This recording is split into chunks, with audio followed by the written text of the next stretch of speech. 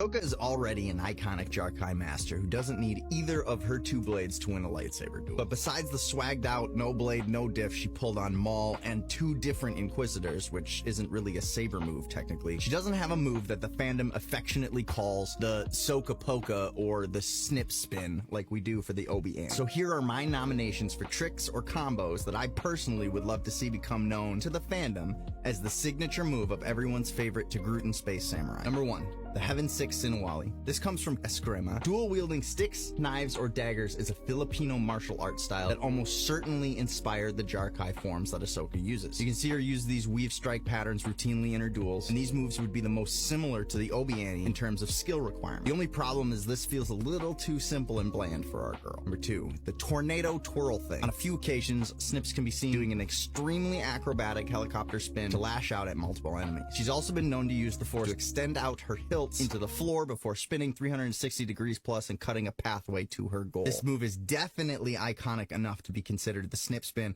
and I cannot wait to see this scene pop up again in her titular Disney Plus show. The first two are things that she's pulled out in her duels throughout the Clone Wars and beyond. The last one is a trick I sorta invented, or at least I don't know anyone else who's done it on record. If I could submit this to Lucasfilm to somehow be used by the dual-wielding demigoddess, I would be happy to rename this trick to the Snips Grips. Number 3 is the Angel of Death, and I call it that because it's dual-wielding angel rolls that connect with a double grip catch behind the back. This could be movie magicked into having her use the Force to roll the hilts down each arm and connect through magnets in the back. Granted, I can do it without magnets, so the embodiment of the daughter, the avatar of the light side of the Force, can probably manage enough space magic to do it without balance tilts or magnetic assistance. But what do you think? What lightsaber technique should be named after Ahsoka Tano? What is your favorite Ahsoka duel? Also, tell us what you're most excited for in the new Ahsoka show, but if you've seen it already, try not to spoil anything too critical. Thanks for watching, and may the Force be with you.